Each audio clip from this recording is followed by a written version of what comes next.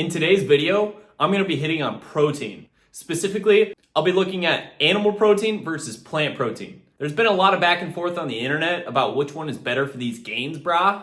So today we're going to truly find out which one is better. Nobody is safe. Welcome back to my channel. If you haven't yet already, be sure to smash that like button and press the red subscribe button to get updated when I release more pure, valuable muscle building content. And make sure to watch until the end of the video. I'll be sharing a secret muscle building supplement that vegans don't want you to know about. Links will be included in the video description below. Anyways, back to the video. Nowadays, plant proteins like pea protein or soy protein have become mainstream and they're being pushed everywhere. But do they actually work for getting these gains, brah? Well, a 2021 review titled Animal Protein versus Plant Protein in Supporting Lean Mass and Muscle Strength, a systematic review and meta-analyses of randomized controlled trials, screened over 3,000 different research articles and narrowed it down to the quote-unquote 16 best articles. Following meta-analyses, results showed that both plant and animal protein sources support lean mass and muscle strength, with no absolute differences in each's ability to do so. So okay, these plant proteins do work for getting these gains, brah. But researchers did state the following.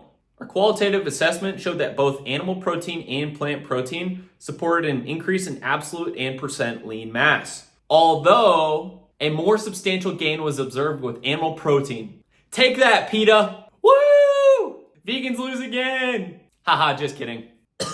Not really. But anyways, the rest of the article discusses why this is the case. First off, protein quality matters. Plant proteins are deficient in essential amino acids that we must get from our diets that are necessary for muscle growth and strength, like methionine, lysine, and leucine. By activating mammalian target of rapamycin, also known as mTOR, leucine acts like the spring for our body's muscle growth, increasing muscle protein synthesis to build and maintain new and existing muscle fibers. The top 8 leucine sources all being from animal foods, like whey protein, eggs, fish, beef, and pork. Not to mention, all these foods contain creatine. Creatine is an animal-based supplement-like nutrient, which you've probably heard about if you're into bodybuilding or fitness or anything like that. Found in all of our muscle cells, creatine is crucial for energy production and muscle growth. Creatine helps maintain electrolyte balance to increase athletic performance and strength. Vegan and vegetarian populations are deficient in creatine. Research has even shown how when vegans and vegetarians are given creatine, they experience an increase in IQ levels. That's 2 for animal-based, but who's keeping track? Anyways, optimal creatine dosages are going to be between 3.5 to 5 grams per day. This is going to be pretty hard to get from diet alone. You'd have to eat about 2.5 pounds of meat per day to get that much, which I'm not saying is impossible, but for pennies on the dollar, you can easily supplement with creatine, the gold standard being creatine monohydrate, which is the most science-backed, researched, and widely used, which I'll include a link for in the description box below. Use code NOAH for 10% off at checkout. Back to the video.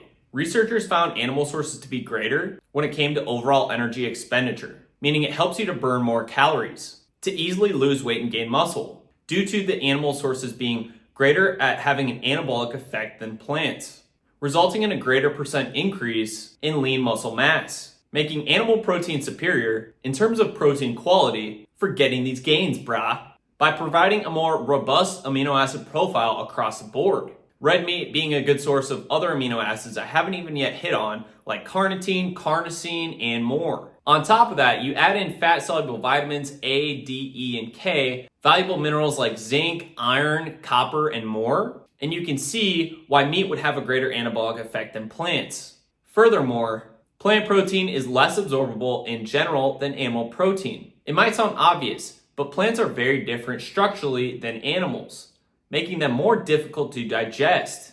Because unlike ruminant animals that strictly eat grass, like cows, sheep, and goats, which all have several stomachs with different chambers to properly digest these fibrous plants, monogastric animals like us rely on our stomach acids to break down proteins from the foods that we eat. Evolutionarily, our digestive tract is set up to eat meat because unlike other vegetarian primates, humans have a 50% smaller colon and cecum, resembling a digestive tract closer to that of a lion, which was designed to have a higher priority on digesting animal foods and less priority on things like fiber from plants. However, I'm not advocating a meat-only diet. I believe that plants do serve a role in the human diet, just not as the main protein source for our species. Fiber is good in moderation. Fruits and greens like arugula and baby leaves are easy ways to incorporate plant foods to reap the benefits without overdoing it. Just make sure to steer clear of soy and other phytoestrogen containing foods. These are clearly going to have an impact on muscle growth by lowering testosterone levels in men with prolonged use. It's also well known in the supplement industry that plant proteins are full of heavy metals, not to mention other fillers, added flavors, and other junk.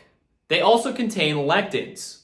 Lectins are a plant toxin that wreaks havoc on the gut, leading to bloating, constipation, and bad gas. So go for whey protein instead. It's just going to be a better protein source overall. And it's not going to have all those dumb side effects. Unless, of course, you are lactose intolerant, in which case I would specifically look for whey protein isolate.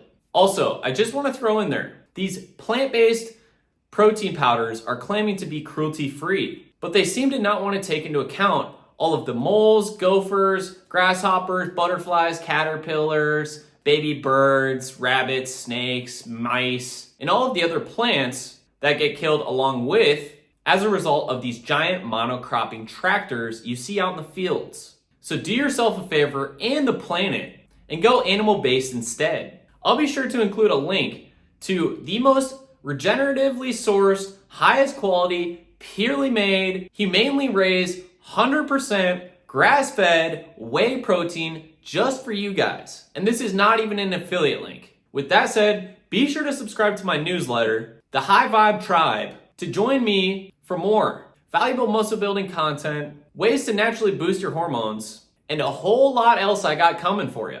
Links will be included below for more information and special discount links. What are your thoughts? Which protein source do you prefer? Let me know in the comments section down below. I'd love to hear from you. Let's keep this conversation going. Thanks for watching, and until next time.